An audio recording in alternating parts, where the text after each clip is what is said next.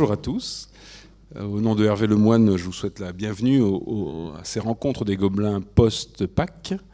Donc j'espère que vous avez passé d'abord une bonne Pasqua, comme on dit dans le sud, en Italie. Et nous revoilà donc pour essayer de digérer ces œufs au chocolat et de penser ensemble à la fois métier d'art, design. C'est particulièrement important, intéressant de porter un discours sur ce secteur d'activité, cette ambition de ce secteur d'activité, puisqu'il est finalement redécouvert récemment, une dizaine d'années on va le dire, il a toujours été là mais il est redécouvert depuis récemment, et comme je dis souvent, je fais souvent une comparaison avec la cuisine. La cuisine est devenue un art quand il a inventé un discours, notamment un discours critique.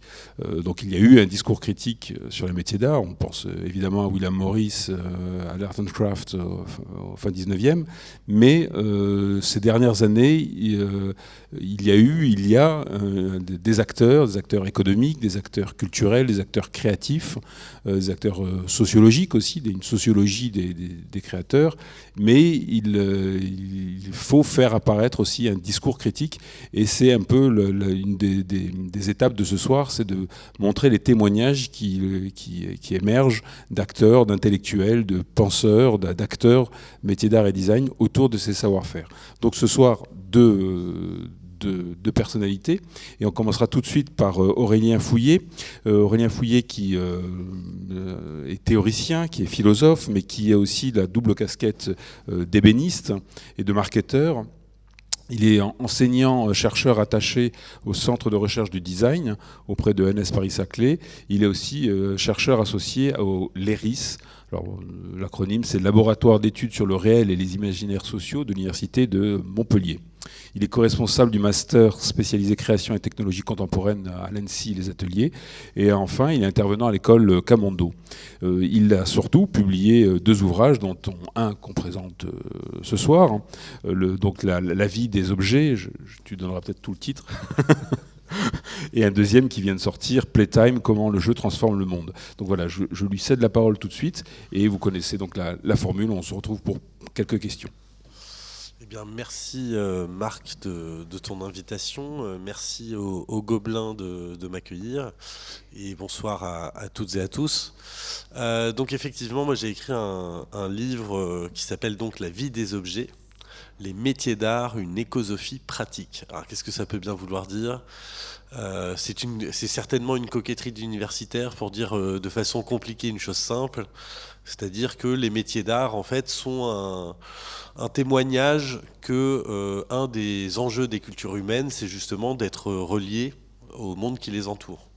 Et finalement, les métiers d'art, par la connaissance de la matière, par les savoir-faire, par la technique, par les gestes, par une forme d'intimité en fait avec les choses, sont parmi les meilleurs représentants de ce que ça veut dire pour l'espèce humaine que d'être relié au monde.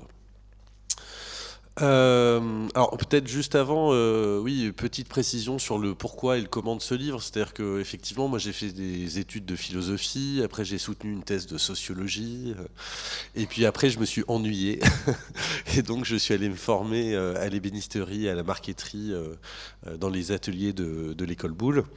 Et ce livre, il est le produit un peu de cette rencontre entre mon activité de recherche et d'enseignement à l'ENSI Les Ateliers et d'une pratique et d'une découverte des ateliers en ébénisterie et marqueterie. Alors, il y a un adage très actuel qui est celui de trouver les imaginaires du futur, les futurs souhaitables, c'est-à-dire que faire face à l'effondrement et la crise climatique. Et il se trouve que ma tradition sociologique et philosophique est celle de Gaston Bachelard, et donc moi je suis assez proche théoriquement de la question des imaginaires. Et donc en fait depuis les années 70, donc ça fait maintenant plus de 50 ans, qu'on envisage des imaginaires du futur. Et donc j'ai mis cette petite phrase d'Albert Camus pour nous rappeler que la meilleure promesse pour l'avenir, la vraie générosité envers l'avenir consiste à tout donner au présent. Et j'espère, en tout cas moi c'est ce que je repère dans les métiers d'art, c'est qu'ils sont une réponse présente pour l'avenir. En fait, il ne s'agit pas tellement d'inventer des choses qui n'existent pas, mais peut-être de commencer par documenter les réponses qui sont déjà disponibles immédiatement. En fait, il y a différents enjeux comme ça que les métiers d'art saisissent et sur lesquels ils nous donnent des réponses.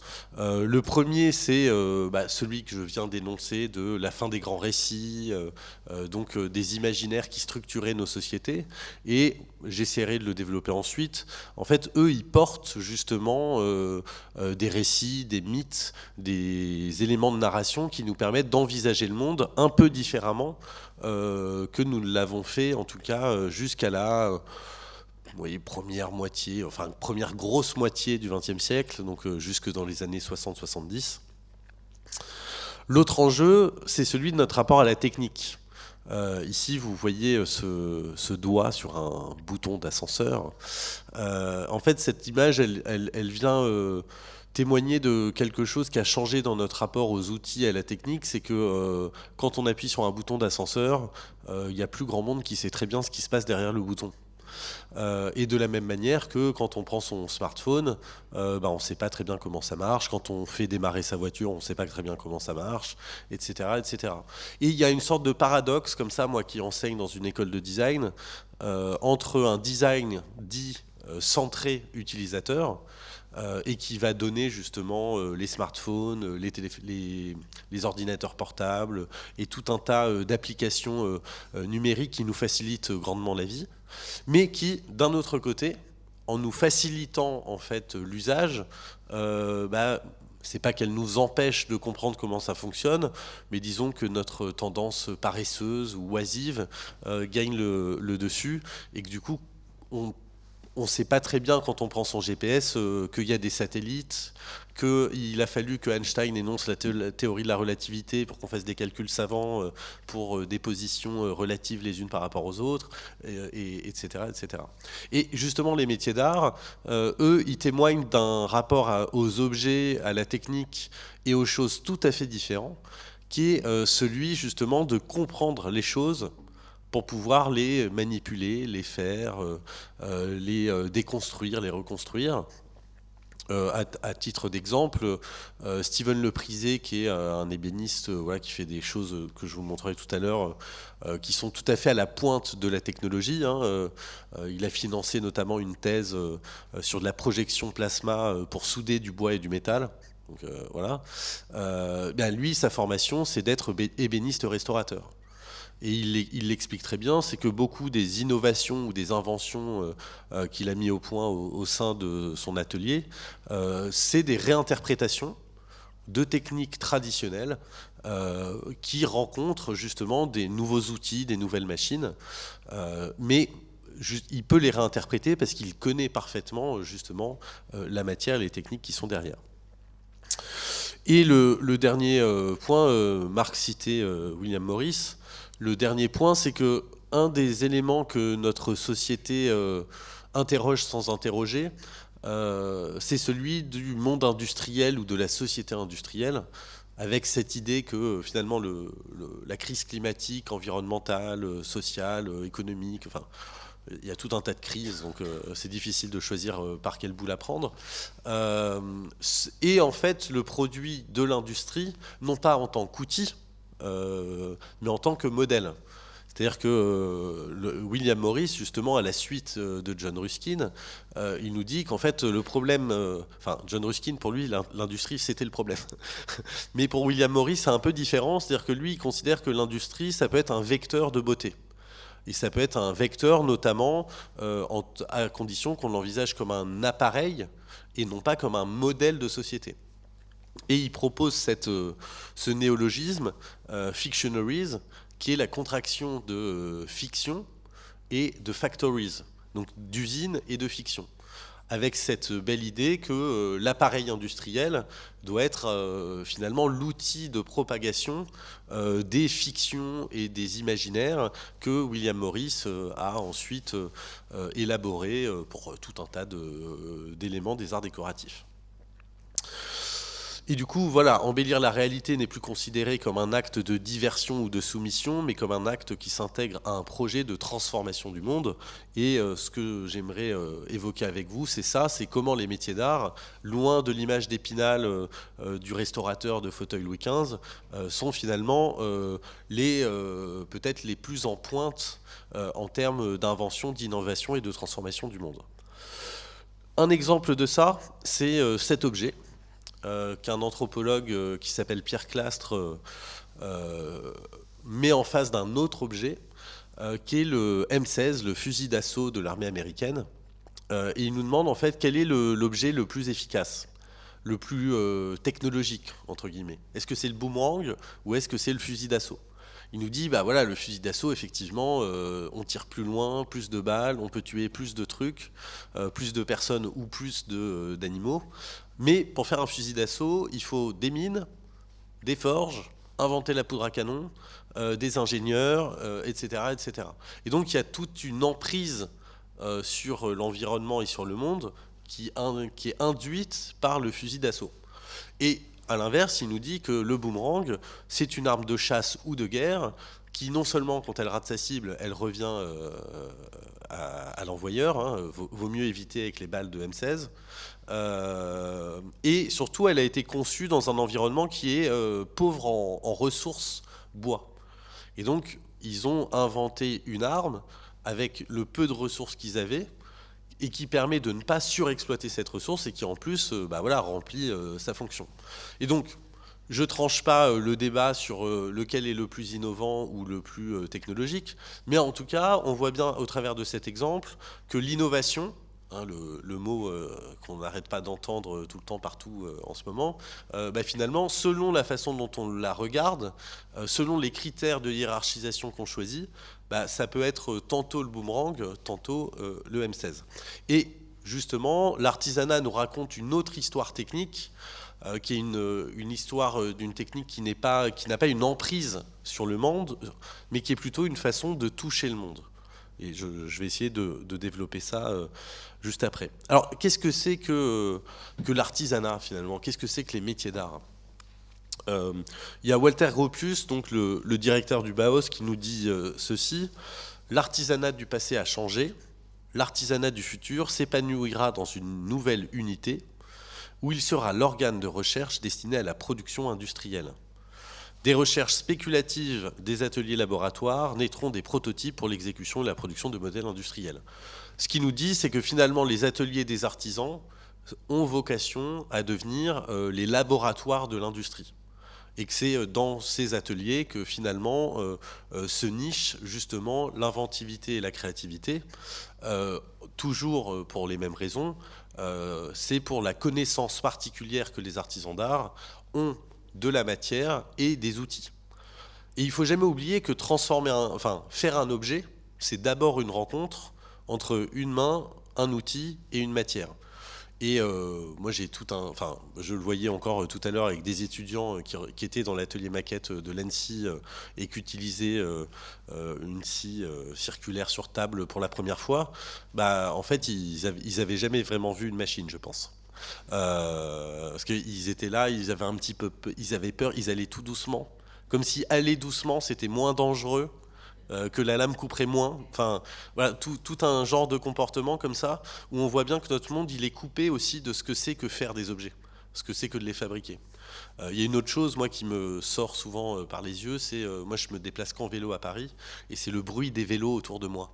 Ceux qui grincent, ceux qui couinent, en fait. Et pourtant, c'est des objets qu'on utilise au quotidien, et qui sont un moyen de transport régulier, mais en fait la plupart des gens montent dessus, ils se demandent même pas comment ça marche, et surtout ils les entretiennent pas, ils les réparent pas, ils n'en prennent pas soin. Alors qu'est-ce que c'est les métiers d'art ? Quelques images comme ça un peu rigolotes, mais qui disent ce que c'est que les métiers d'art un peu pour le grand public. Ça c'est, j'ai tapé métiers d'art dans, alors je sais plus si c'est Midjourney ou, vous savez c'est le grand moment de l'intelligence artificielle qui est surtout artificielle et pas très intelligente. Mais je ne sais pas si vous savez comment ça fonctionne, mais en fait, ce qu'on appelle les intelligences artificielles, ça nous donne la réponse la plus probable dans une base de données.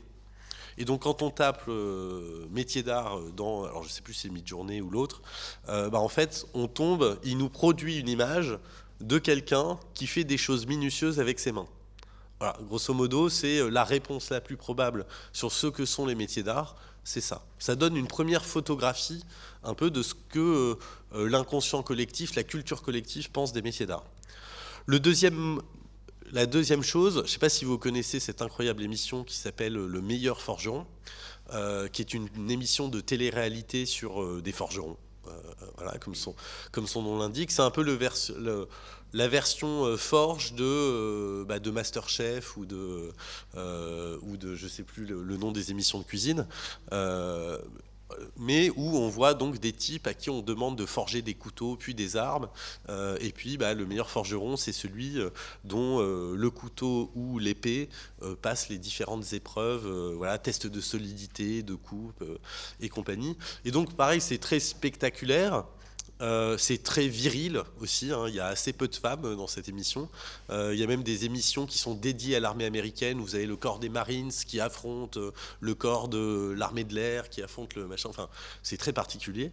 Mais ça donne aussi une idée de voilà, qu'est-ce qu'on a comme idée des métiers d'art de façon inconsciente. C'est plutôt un truc masculin où les types tapent avec des gros marteaux sur des enclumes, quoi. Et puis après, il y a des choses peut-être plus subtiles, plus élégantes en tout cas que le meilleur forgeron. Il y a l'Institut des métiers d'excellence d'LVMH, mais on pourrait citer la Fondation Hermès avec le programme Manufacto ou Petit H, où là on voit bien que les métiers d'art, c'est le luxe. Et rien que dans ces trois exemples-là, on voit en fait tout le spectre déjà de choses qui sont couvertes par cette appellation métier d'art. Et alors, moi, si je devais dire qu'est-ce que c'est les métiers d'art, j'étais à une conférence à la Sorbonne il y a quelques jours sur la question de l'innovation, et il y avait une historienne qui retraçait 100 ans d'innovation en France, et elle disait en France, on était très en retard parce qu'on n'avait pas de design center. Et je me suis permis de lui rappeler qu'en fait, le premier design center, c'est pas le Media Lab du Massachusetts Institute of Technology à Boston, mais c'est le château de Versailles. Qu'est-ce que c'est le château de Versailles ? C'est ici. Voilà, c'est ici en fait. C'est-à-dire que le château de Versailles, c'est ce qui a permis l'agrégation de la manufacture des Gobelins, de la manufacture de Sèvres et de tout un tas d'artistes, de savoir-faire, de techniques qui ont été inventées et développées à cette époque-là. Et en fait, le château de Versailles, si on le met en comparaison avec un projet de la même envergure au XXe siècle, d'un côté, vous avez la fusée Saturne V pour aller sur la Lune, où la NASA va agréger en fait tout un tas de compétences et de savoir-faire pour emmener un homme sur la Lune. Et au XVIIe siècle, 18e, fin 17, ouais, enfin, c'est toi l'historien. Louis XIV, enfin Colbert, Fouquet puis Colbert vont faire le château de Versailles, voilà.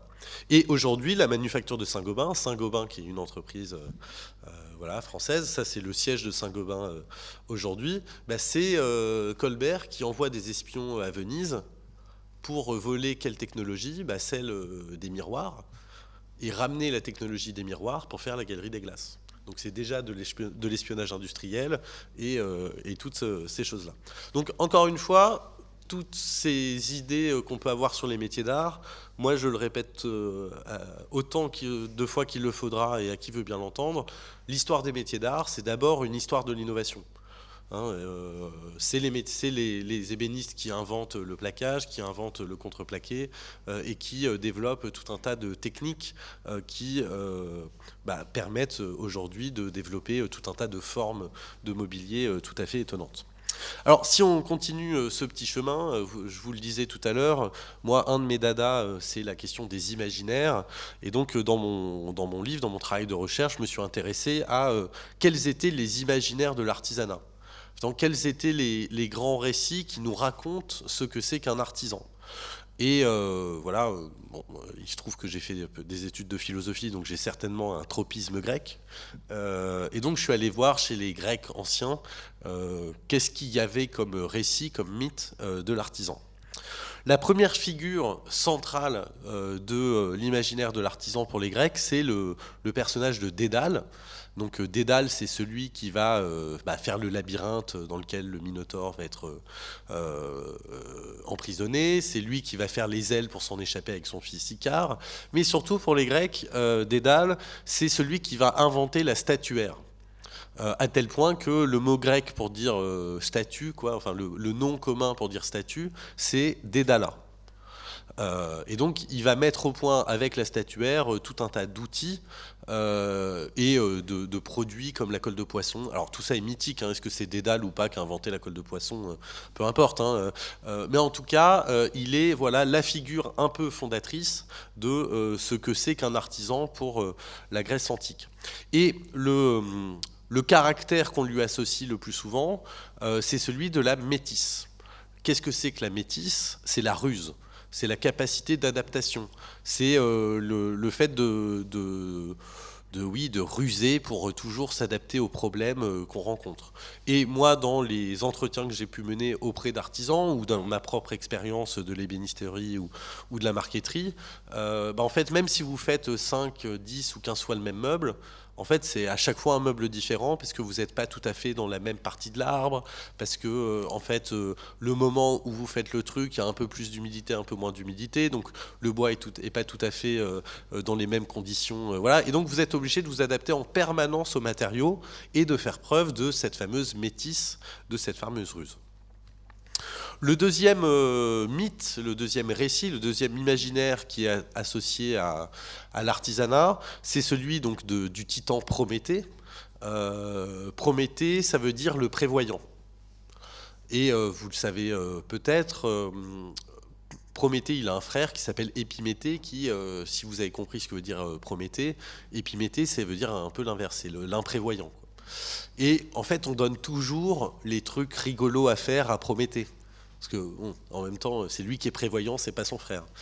Et puis un jour, on finit par donner quand même une mission à Épiméthée, qui est de distribuer les qualités aux êtres vivants qui vont ensuite peupler la Terre. Donc Épiméthée, il va donner les griffes aux félins, les plumes aux oiseaux, le venin aux serpents, les poils aux ours, enfin bref, il va tout distribuer. Et puis à la fin arrive une espèce que nous connaissons bien, l'espèce humaine, et en fait Épiméthée, imprévoyant, il a tout distribué, il n'a plus rien. C'est pour ça qu'on est sans poils, sans crocs, sans griffes, sans ailes, etc.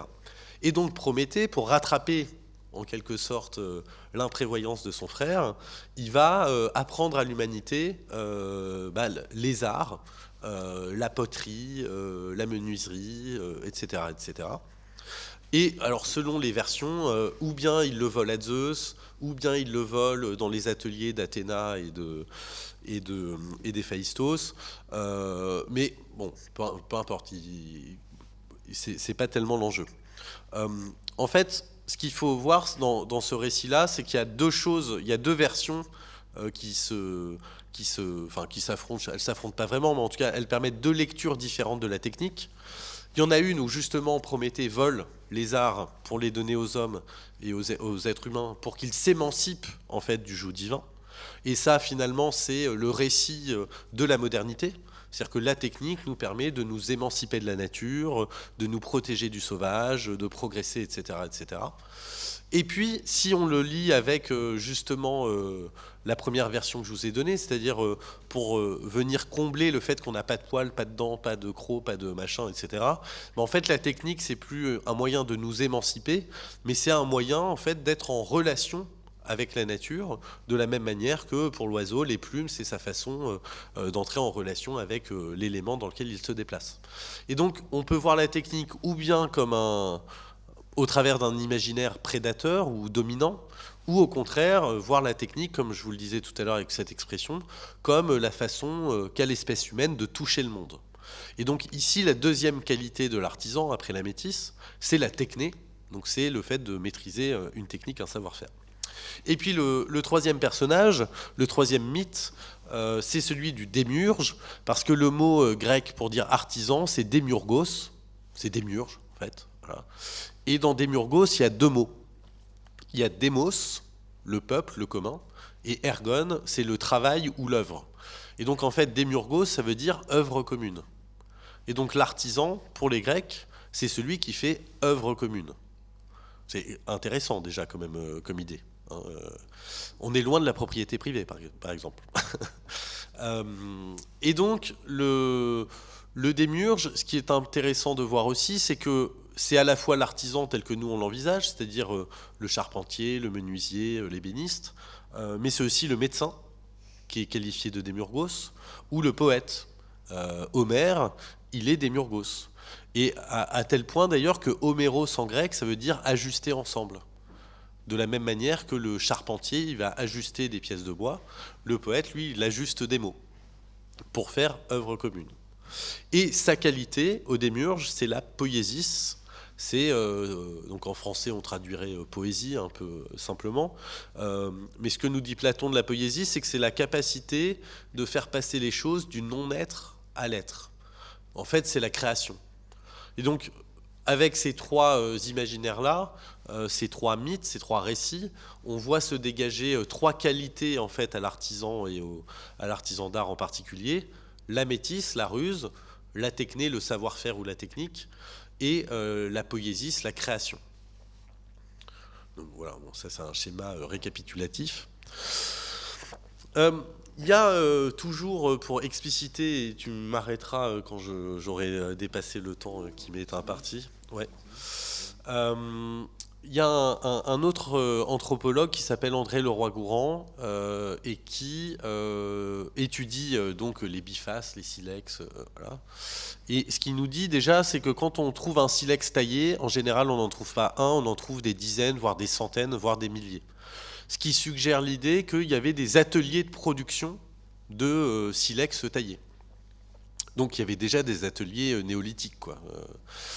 Et ensuite, ce qu'il nous dit, c'est que, alors j'ai oublié de le préciser, André Leroi-Gourhan, lui, pour étudier ces objets, il a toujours eu pour souci de comprendre comment ils étaient fabriqués. Donc il a passé des mois, des années à essayer de retailler des bifaces pour voir comment ça se faisait, quoi. Et ce qu'il constate, c'est que avec la finesse des bifaces, c'est-à-dire la complexité du travail de taille qui est associé aux bifaces, se met en place ce qu'il appelle une syntaxe technique, en fait. Alors, lisez pas toute la citation, hein, c'est juste moi, c'est une sorte de pense-bête pour pas oublier les mots-clés. Mais en fait, il va faire ce parallèle en nous disant que la complexification technique, elle est synchrone d'un outil qui permet de se représenter cette complexité, qu'est le langage. Et donc, pour Leroi-Gourhan, l'humanité, elle est définie par ces deux choses, la technique et le langage, qui sont en fait l'expression d'un seul et même comportement. Il n'y a pas d'un côté les disciplines de conception, comme on l'a construit à la Renaissance, et de l'autre les disciplines de fabrication. Pour Leroi-Gourhan, anthropologiquement, ces deux choses-là sont liées l'une à l'autre. Et c'est assez intéressant parce que ce qu'il nous dit, c'est que le langage, du coup, c'est pas un outil de communication, mais c'est d'abord un outil de représentation. C'est ce qui nous permet de nous représenter justement une syntaxe technique et donc de complexifier un peu les choses qu'on construit. Dernier exemple pour sortir un peu de l'Europe, parce que bon, voilà, il faut aussi ouvrir un peu ses chakras au reste du monde. Alors pareil, ne lisez pas le long paragraphe, c'est juste moi pour me rappeler de l'histoire du boucher de Chuang-Tzu. Le boucher de Chuang-Tzu, c'est un boucher qui a ceci de particulier, qu'il n'a jamais besoin d'affûter son couteau. Et pourquoi il n'a pas besoin d'affûter son couteau? Parce qu'il connaît tellement bien l'anatomie des animaux qu'il découpe pour les préparer, qu'en fait, il fait passer son couteau là où, d'une certaine manière, il n'y a même presque pas besoin du couteau. Et donc, le fil de la lame n'est jamais attaqué, abîmé, et n'a jamais besoin d'être affûté. Ça c'est aussi une chose particulièrement intéressante dans la pratique de l'artisanat d'art, c'est que la connaissance du matériau, c'est ce qui permet aussi justement une sorte de continuité de geste entre la main, l'outil et la matière. Et il y a quelque chose de chorégraphique ou de l'art martial, ou en tout cas, c'est vraiment une technique du corps, hein, beaucoup plus qu'une technique au sens machinique tel qu'on pourrait l'entendre. Alors je vais avancer un peu rapidement. Je vous montre juste ça, je ne sais pas si vous voyez la vidéo. Voilà. C'est ce dont je vous parlais tout à l'heure, le fait de souder du bois et du métal avec de la projection plasma. Donc là, c'est sur un évier, ça permet de rendre le bois imperméable et donc de l'utiliser comme un évier. Mais ici, vous avez une lame voilà, d'acier et un manche en bois qui sont soudés par ce procédé de projection plasma. Pour montrer, en fait, encore une fois, que les métiers d'art, c'est d'abord une histoire de l'innovation. Et que les artisans d'art d'aujourd'hui, en fait, ils sont d'aujourd'hui. Ils ne sont pas du XVIIe siècle, ils vivent aujourd'hui. Et donc la première CNC, donc commande numérique, elle n'était pas dans un Fab Lab d'une école d'ingénieurs, elle était à l'école Boulle, dès les années 80. Donc voilà, enfin, il faut là-dessus, je pense qu'il y a des représentations à interroger et à remettre un peu au goût du jour. Autre exemple, ici, c'est Hubert Duprat qui utilise des larves qui se fabriquent des cocons avec ce qui est dans le lit des rivières. Et lui, plutôt que de les laisser dans le lit des rivières, il leur donne des paillettes d'or, des perles, tout un tas de trucs. Et elles fabriquent comme ça des sortes de bijoux assez beaux. Ici, vous avez une œuvre de... Alors, c'est Julien, si je ne dis pas de bêtises, Vermeulen, qui est plumassier. Donc, tout ça, c'est des plumes. Et donc, pareil, on voit comment la connaissance de la matière, ça permet de transformer la matière et d'y projeter autre chose. Hein, ici, vous avez un plaquage de bois où on voit voilà, tout ce qu'on peut projeter comme imaginaire dessus, et notamment de flammes ou de feu. Il y a, je vous parlais de Gaston Bachelard tout à l'heure. Moi, je pense que une des choses que porte le plus, enfin, dont les métiers d'art sont le plus grand représentant, c'est cette histoire d'imaginaire matériel ou d'imagination matérielle. Bachelard, il prend cet exemple, il parle du regard de braise. Et il dit, dans un regard de braise, il n'y a pas de braise, et dans les braises, il n'y a pas de séduction. Et pourtant, tout le monde comprend ce que c'est qu'un regard de braise. Et en fait, il nous dit, notre rapport au monde, il est comme ça. C'est-à-dire qu'on a besoin de qualifier la matière avec des affections pour lui donner un sens, une qualité, et qu'on puisse la comprendre, la sentir, voilà, en faire quelque chose. Et bien finalement, les artisans d'art, pour moi, ils font des regards de braise. C'est-à-dire ils transforment ça en mobilier, ils font ça avec des plumes, ils utilisent des larves pour faire des bijoux, ils vont souder du bois avec du métal. Et tout ça, c'est faire des regards de braise. Ici, c'est des... Je pense que je vais m'arrêter là parce que c'est des propos d'artisans. Mais juste finir là-dessus, c'est-à-dire que moi, ce que j'ai essayé de formaliser ou ce que j'ai découvert plutôt au contact des métiers d'art, c'est ce que j'ai appelé l'ontonautique. C'est une autre coquetterie d'universitaire, un truc compliqué pour dire quelque chose simplement, enfin, ou l'inverse, enfin, vous m'avez compris. L'ontonautique, c'est l'idée de voyager dans les formes de l'être. Et moi, une chose qui m'a particulièrement touché et frappé en apprenant l'ébénisterie et la marqueterie, c'est qu'en fait, j'ai enrichi ma perception du monde. Et donc aujourd'hui, je touche plus les objets de la même manière, je les regarde plus de la même façon, et en fait, je vis plus dans le même monde que celui où j'ai vécu jusqu'à ce que j'apprenne l'ébénisterie. Parce que j'ai redécouvert des parties de ma sensorialité, j'ai remobilisé des éléments de mon corps qui n'étaient plus mobilisés, parce qu'en philosophie, finalement, on s'en sert assez peu, hein, il faut bien le dire. Et donc, chaque métier d'art, c'est ça qui est formidable, c'est-à-dire que quand on est lissier au Mobilier National, quand on est ébéniste à Versailles, ou quand on est dans un atelier voilà, qui n'est pas un atelier du Mobilier National, ou de restauration, chaque matière nous révèle en quelque sorte des parties du monde, des richesses du monde auxquelles, il faut bien le dire, le monde moderne ne fait absolument pas attention. Et donc, prêter attention aux métiers d'art, être sensible aux objets qu'ils produisent, c'est une façon, pour le dire voilà, plus simplement, de voyager dans l'être. Voilà, je m'arrête là. Merci.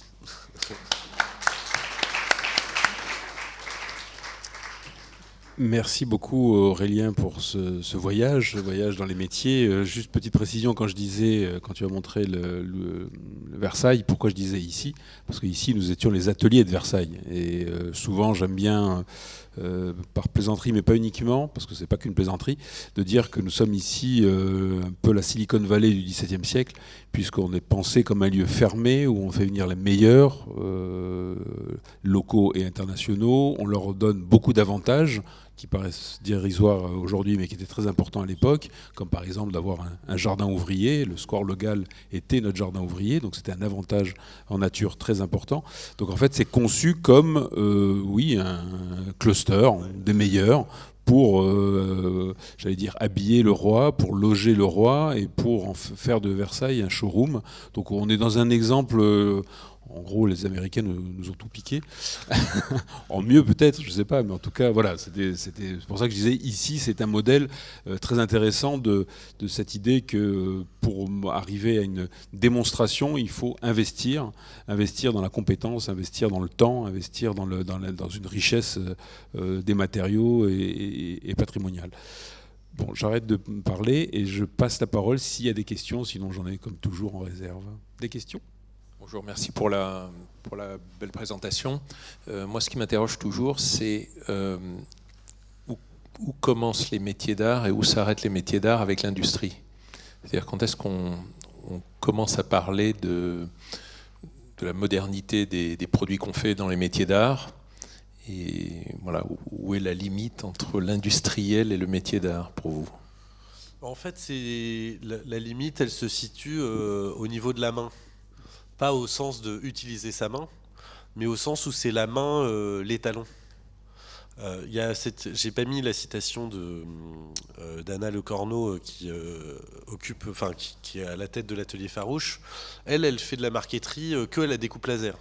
Donc, on a appris dans le même atelier à faire de la marqueterie, donc elle a appris sur des scies voilà, à chantourner comme moi.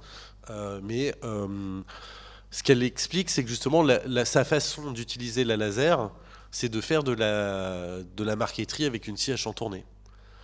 C'est-à-dire, en fait, c'est véritablement le geste qui vient transformer l'utilisation qu'elle fait de la machine industrielle, qui est la découpeuse laser. Et ça pourrait être pareil avec une CNC, une imprimante 3D ou une chaîne de production en fait. Et donc je pense que la différence, elle se situe à cet endroit-là. C'est-à-dire que la différence, c'est celle qu'il y a entre un artisan d'art et un ingénieur. Un ingénieur, c'est pas quelqu'un qui pense avec sa main. C'est pas un défaut de l'ingénieur. C'est lié à sa formation. Et de la même manière, un artisan, il ne va pas penser comme un ingénieur un processus industriel. Enfin, je veux dire, les deux ont des qualités. Et donc, pour moi, c'est à cet endroit-là en fait que se situe la différence. Et ça veut dire justement qu'on pourrait très bien penser une chaîne de production autrement et repenser la filière industrielle avec un autre regard, notamment à partir des ateliers d'artisans et de la pratique de l'artisanat. Enfin, plus que de la pratique, d'ailleurs, c'est de la connaissance que porte l'artisan en lui. Voilà. Je dirais peut-être que la différence, elle vient aussi, ce que tu évoquais tout à l'heure, sur l'identité même de l'objet sorti. C'est-à-dire quand vous allez créer un système industriel, l'objet finalement n'a aucune importance. En revanche, quand vous allez sortir un objet d'une chaîne métier d'art, qui peut être industrielle aussi, la manufacture, elle va raconter une histoire. Parce qu'on ne nous raconte pas d'histoire, les métiers du luxe, qui sont une industrie, font du quantitatif, mais ils peuvent raconter une histoire derrière. Ça, racontez-moi une histoire de ça, on peut, mais c'est quand même, ça fait pas rêver. Donc peut-être que ce que tu disais au début justement, c'est tout le narratif presque civilisationnel qui est associé à la production d'une entité, qui soit minimale, maximale, c'est derrière qu'est-ce qu'on y met. Et peut-être que là, on peut trouver une frontière, mais c'est pas une question simple. Hein. C'est pas une question simple. Et ce narratif, il vient aussi justement de cette liaison particulière qu'il y a entre la technique de la main et le langage. C'est-à-dire que pourquoi c'est des objets uniques et pourquoi on dit ils racontent une histoire? Parce qu'ils ont été fabriqués en fait par un être humain. Et c'est ce lien-là en fait qui est pas cassé. Enfin, je ne sais pas si c'est le bon terme, mais en tout cas qui reste fort quand on le fait à partir d'un métier d'art. As-tu une autre question? Moi, j'en ai une réflexion que je livre. Tu parlais tout à l'heure des métiers d'art et de l'innovation. Évidemment, je souscris, comme on dit, je suis tout à fait d'accord. Mais il faut se rendre compte du chemin parcouru pour qu'aujourd'hui, que la notion d'innovation soit associée au métier d'art. C'était franchement pas du tout le cas il y a 10 ans. Ah, mais ça, on est d'accord. J'ai vécu des expériences de grande solitude il y a 10 ans quand on disait CLC numérique à des jeunes, des trentenaires qui nous regardaient les droits, ils ne comprenaient pas. C'est un débat qui n'est pas complètement clos et aussi pas complètement ouvert, par exemple, en Italie. La question de l'innovation et métier d'art, c'est pas du tout une question au Japon. On fantasme, à raison, les métiers d'art au Japon, mais ils sont dans une reproductibilité pure de gestes passés. Ils ne sont pas du tout dans l'innovation. Donc ce qu'on peut considérer comme acquis, et je crois qu'il l'est, sauf dans certains milieux, enfin bon, tant pis pour eux, mais en fait, la question d'innovation, elle n'est pas pour être uniquement dans la techné ou dans la pratique, c'est simplement être utile. L'utilité, elle doit répondre, la production doit être utile, pas au sens basique du terme, mais au sens presque philosophique du terme. C'est-à-dire qu'un métier d'art va produire de l'utile et du beau, ou du moins une dimension, et le beau étant une dimension esthétique du récit. Ce qui n'est pas ce qui peut différencier justement de l'industriel. L'industriel, il peut produire du design, le mauvais design, c'est-à-dire de la forme, mais sans se poser la question de tout ce que tu as évoqué derrière, comment c'est produit, avec quels matériaux, quelle est la chaîne de production et autres. Je ne sais pas si j'étais très clair, mais en tout cas, cette notion d'innovation, elle est intéressante parce qu'en fait, elle est marquée et elle est récente et elle doit être encore validée. Oui, sur le Japon, ils ont une autre histoire technique que la nôtre aussi. C'est-à-dire qu'ils ont été industrialisés au pas de course après la Seconde Guerre mondiale. Et ça traverse toute la culture japonaise, en fait, cette tension entre une ultra-modernité technologique et une ultra-conservation de l'identité japonaise. Et les métiers d'art, c'est vrai qu'ils ont concentré, mais il y a d'autres, on pourrait trouver d'autres exemples, cette idée de conserver l'identité japonaise. Et c'est difficile. Moi, je viens de finir une étude là, sur les artisans d'art dans 11 pays. Et c'est difficile pour les jeunes qui se forment au métier d'art au Japon de rester en fait dans ce modèle-là. Parce que justement, aller travailler avec des designers, aller travailler en Europe, aller découvrir d'autres façons de faire, déplacer d'un iota le pinceau à droite plutôt qu'à gauche, tout ça est très compliqué. Et je pense, dans les entretiens que je menais en tout cas, c'est qu'il y a aussi une prise de conscience qu'il y a quelque chose de moribond dans le Trésor national vivant. C'est-à-dire il y a quelque chose qui est tellement figé que ça risque de casser la transmission à un moment. Et alors que une des choses merveilleuses des métiers d'art, c'est que moi j'ai appris à faire des queues d'aronde comme on les fait depuis l'Égypte ancienne. Alors je les fais pas exactement comme Ramsès, qui est en ce moment à la Villette, mais c'est la même pièce, les mêmes techniques, c'est pas tout à fait les mêmes outils, mais cette chaîne-là, elle a perduré pendant plusieurs millénaires. Et c'est vrai qu'au Japon, il y a quelque chose qui est en train de bouger. Et à mon avis, et je pense que la Villa Kujoyama fera beaucoup de bien à l'artisanat japonais et à l'artisanat français, et à créateurs français. Tout à fait. Y a-t-il une autre question ? J'en avais peut-être une dernière. Tu parlais de l'évolution de ces métiers d'art. Et ce qui est intéressant, et tu le soulignes, c'est pourquoi leur renouveau. pourquoi on s'y intéresse tant. C'est pas on n'espère pas qu'un effet de mode. Moi, j'y ai mis deux idées, c'est-à-dire pas uniquement le temps, vous voyez venir sur le slow made, mais c'est pas ça, c'est pas le temps. C'est plutôt la notion de comment réinvestir la notion de réel et la notion de limite. C'est vrai que ce sont la limite non pas comme quelque chose qui exclut, mais quelque chose qu'on doit intégrer. On voit bien la limite du développement durable. On ne peut plus continuer comme on l'a fait. La limite du réel, le réel nous explose à la figure, dans tous les sens du terme. Est-ce que justement l'enjeu des métiers d'art, c'est de se réinterroger, et c'est ce qu'il fait en fait, consciemment ou inconsciemment, sur ces deux poids, mais aussi deux chances, parce que c'était les chances et les poids du passé, et on le réinvestit. Comment justement ces deux aspects, le réel et limite, toi tu les vois? Déjà, je les vois dans ce que je racontais là sur les imaginaires grecs. C'est-à-dire que déjà, l'idée d'envisager l'artisanat comme ce qui fait œuvre commune, en fait, c'est une première réponse à ça. C'est-à-dire que les objets qui sont produits, ils n'ont pas simplement vocation à être consommés, c'est qu'ils font société, en fait. Ils nous disent comment être ensemble. Et en fait, c'est comment être ensemble, nous, entre humains. Mais c'est comment on fait... le démiurge, c'est celui qui crée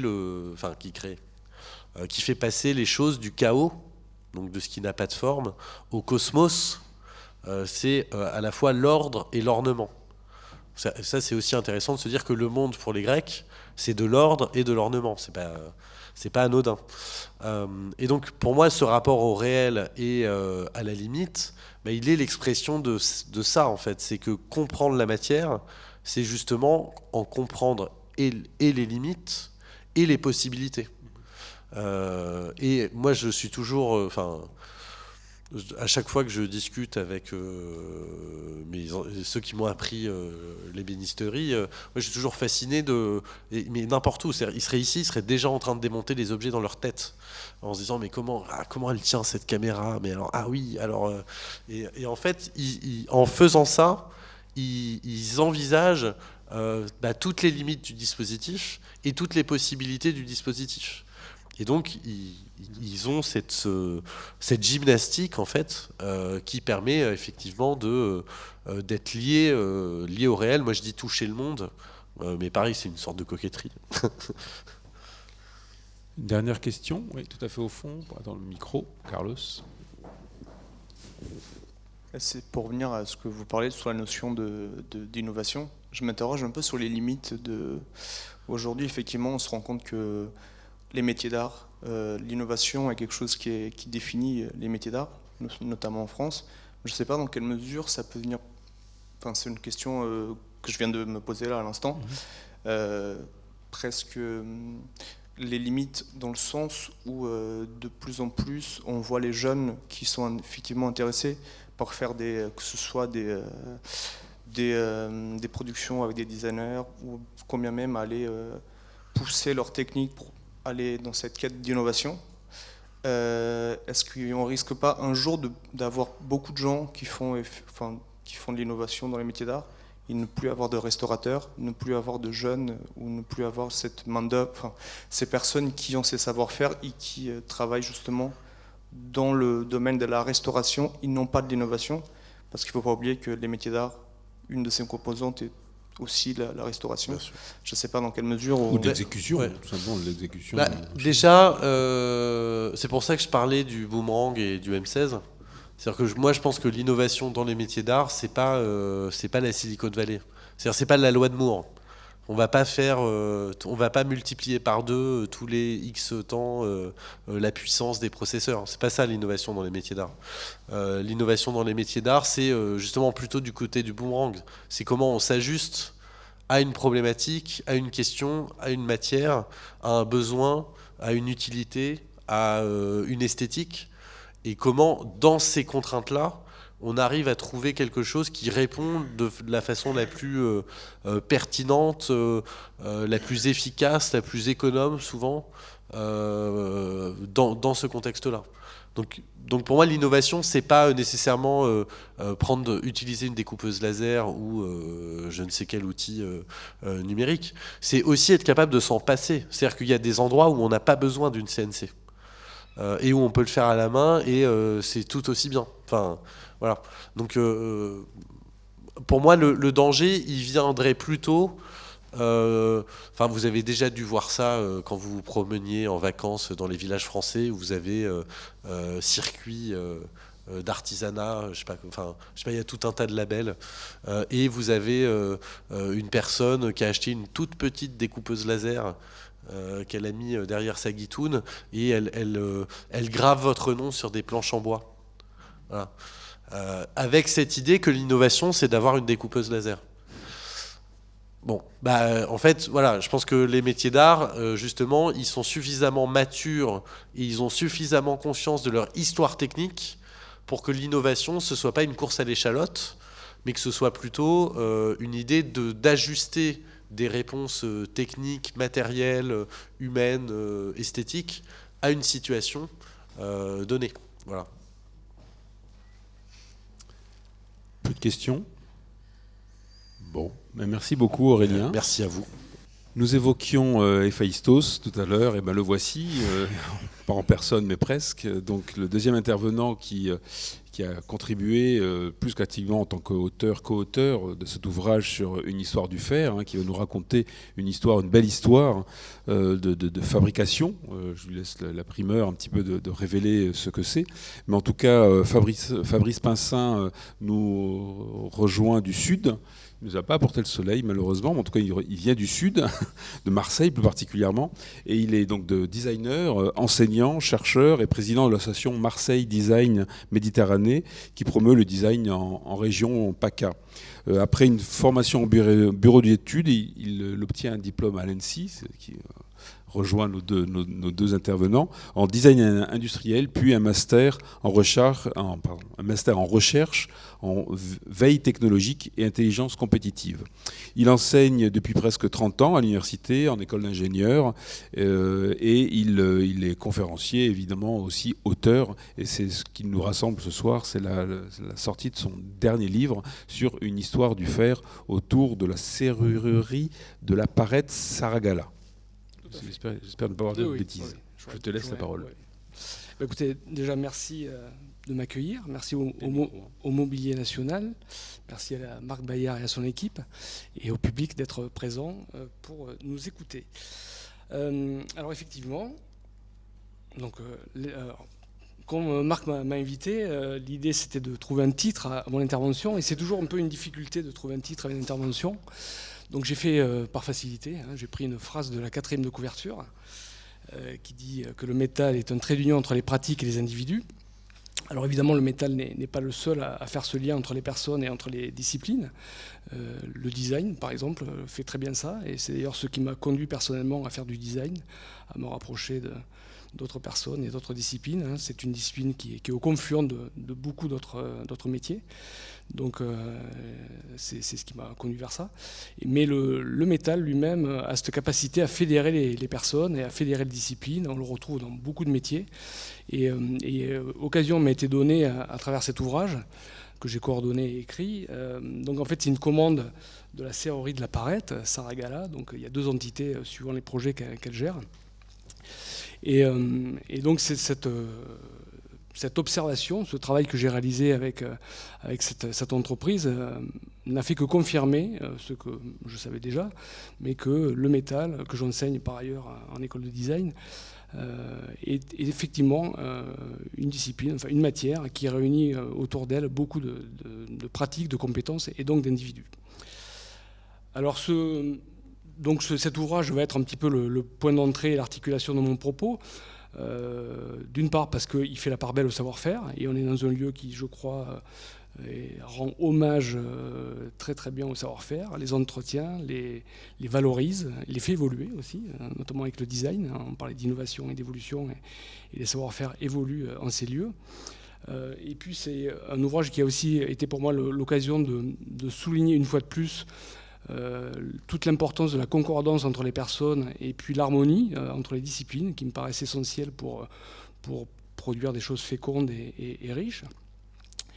Et puis c'est aussi l'occasion de mettre en évidence le fait que la métallurgie en fait a accompagné toute l'histoire de l'humanité. On va le voir, il y a d'ailleurs des ères, des périodes de l'histoire de l'humanité qui portent le nom de métaux. Et donc ça sera l'occasion de montrer à quel point le métal accompagne l'histoire de l'humanité et également un puissant stimulateur de création. Alors, donc j'ai dit quelques mots sur l'ouvrage. Donc c'est une commande pour les 40 ans de la serrurerie de la Parette. Donc déjà 40 ans, c'est pas mal pour une entreprise. Ça montre une belle vitalité. Et donc cet ouvrage retrace un petit peu à la fois une histoire de l'entreprise, mais aussi d'une équipe, d'une tribu, comme ils ont tendance à se représenter, constituée autour d'un personnage dont je vais dire quelques mots. Et donc cette histoire est retranscrite à travers une petite sélection de projets, dont je vais vous en montrer quelques-uns pour que vous sachiez un petit peu ce qu'ils réalisent.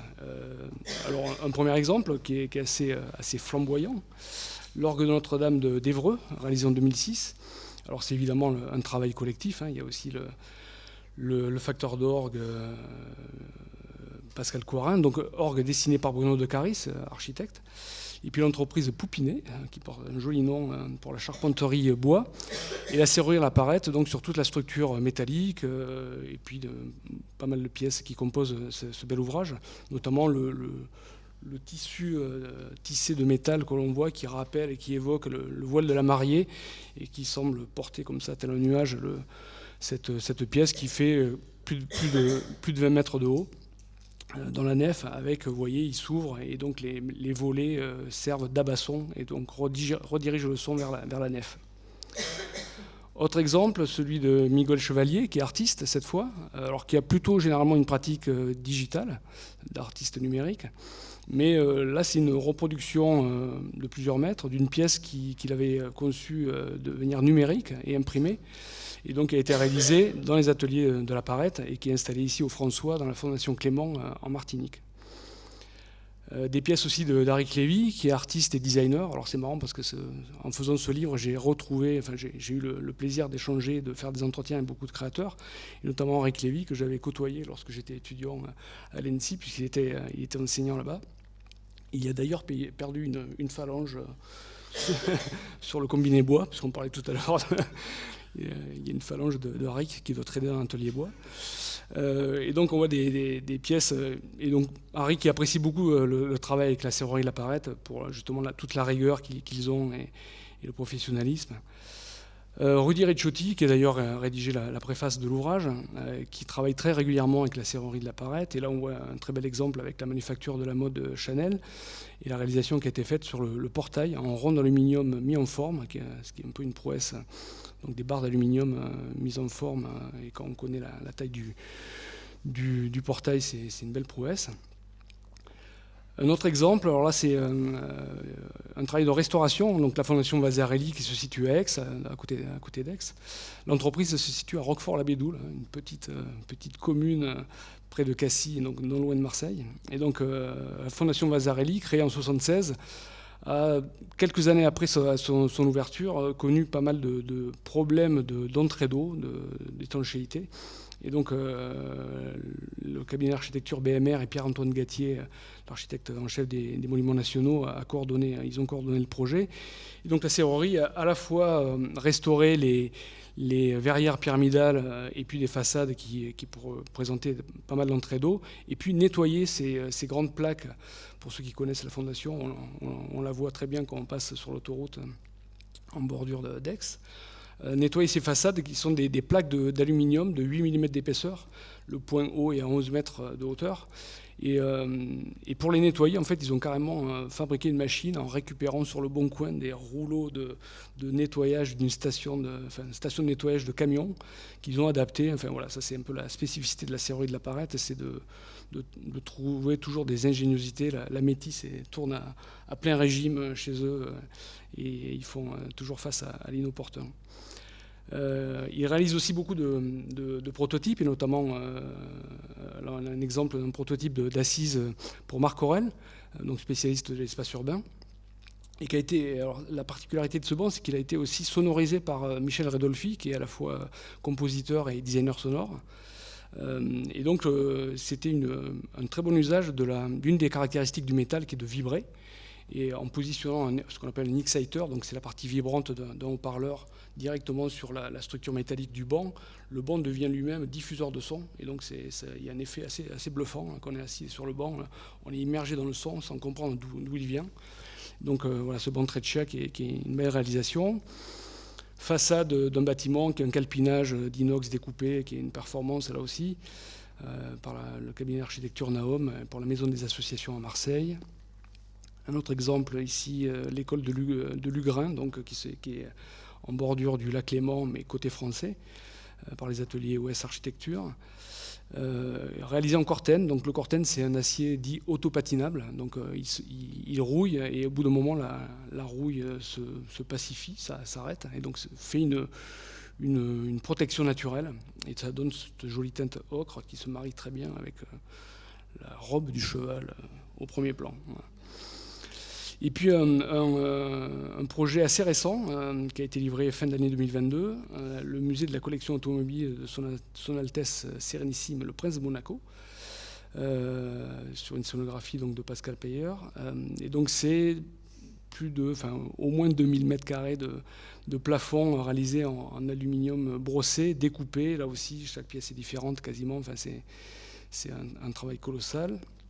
Et puis aussi tout le mobilier de la scénographie a été réalisé par la serrerie. On voit le travail exceptionnel. On peut même s'amuser à faire un avant-après. Voilà. Donc je vous le remets quand même, ça, avant-après. Et puis un dernier exemple que les Parisiens ici présents connaissent peut-être, hein, donc la station Pont-Cardinet, réalisée par l'artiste Tobias Reiberger, enfin dessinée par lui-même. Et donc sur la ligne 14, et l'installation s'intitule « Je ne suis jamais allé nulle part ». Donc c'est une invitation au voyage dans les souterrains de la ville. Et donc voilà, et c'est une réinterprétation, on va dire, des entrées de métro d'Hector Guimard, qui sont un peu des emblèmes. Alors, et puis un très bel exemple d'usage de la fonte, qui sont devenus des emblèmes de la ville de Paris. Alors pour réaliser tout ça, il faut une équipe, une tribu.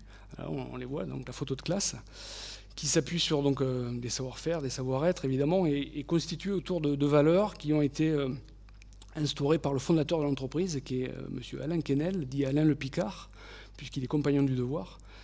Et donc j'ai mis ici la devise des compagnons, hein, ni se servir, ni s'asservir, mais servir. Donc c'est vraiment un peu le leitmotiv de l'entreprise, et qui s'appuie beaucoup sur les valeurs cardinales du compagnonnage, qui sont aussi confiance, générosité, fraternité, patience et exigence. Donc c'est vraiment les fondamentaux de cette entreprise. Alors Alain Quesnel a passé la main il y a quelques années à 3 personnes, à sa fille Mathilde Quesnel, Rémi Darrigade, qui est ici présent dans la salle, et Vincent Delarocque, qui est en train de finir une installation au musée de la Marine, puisqu'ils sont en train de faire une grande installation au musée de la Marine. Et donc toutes ces valeurs-là sont vraiment le socle de cette entreprise, et avec une forte notion de transmission, et c'est aussi d'ailleurs ce que salue dans son introduction Rudy Ricciotti. Une des caractéristiques aussi du compagnonnage, c'est, vous savez que pour la pièce de réception, ils doivent réaliser un chef-d'œuvre, mais l'objectif du compagnon, c'est aussi de faire de sa vie un chef-d'œuvre. Voilà, donc c'est un beau projet. Alors quelques éléments contextuels sur la matière elle-même, puisque c'est un petit peu le cœur de leur activité. Du métal déjà, il y en a partout. Alors il suffit de regarder autour de nous, mais il y en a vraiment, vraiment partout. Un monde sans métal, ça ne serait pas du tout celui qu'on connaît. Les métaux les plus utilisés sont le fer, la fonte, l'acier, le cuivre et l'aluminium. Pour la seule production de fer, il faut savoir que c'est 2500 millions de tonnes par an qui sont produites. Donc c'est des quantités vraiment incroyables. L'avantage du métal, c'est qu'on peut le recycler sans perte de caractéristiques ou de propriétés physiques et chimiques de manière indéfinie, enfin infinie.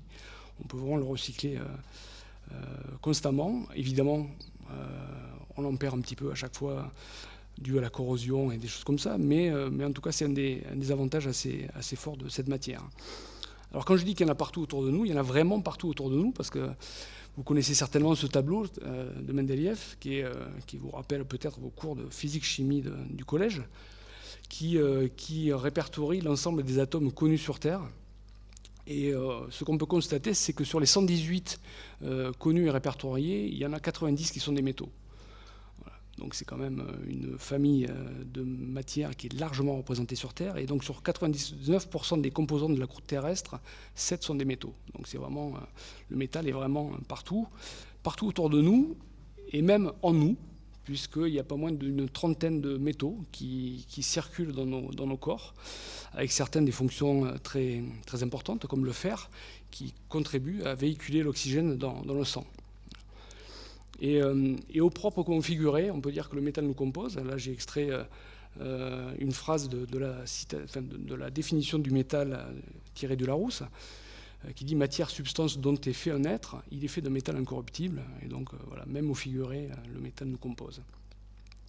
Alors, l'étymologie du terme, elle vient de metallum, qui veut dire mine, puisque donc du latin metallum. Et c'est vrai que l'essentiel des métaux sur Terre ont une origine tellurique, viennent du sol. C'est d'ailleurs, ça participe d'ailleurs, je pense, à la fascination des métaux, puisqu'ils sortent de cette gangue comme ça, de l'obscurité de la Terre et projettent leur éclat dès qu'on les révèle, ce qui explique notamment l'attrait de l'or, puisque c'est un des quelques métaux que l'on trouve à l'état natif et qui ne s'oxyde pas, donc il est toujours éclatant.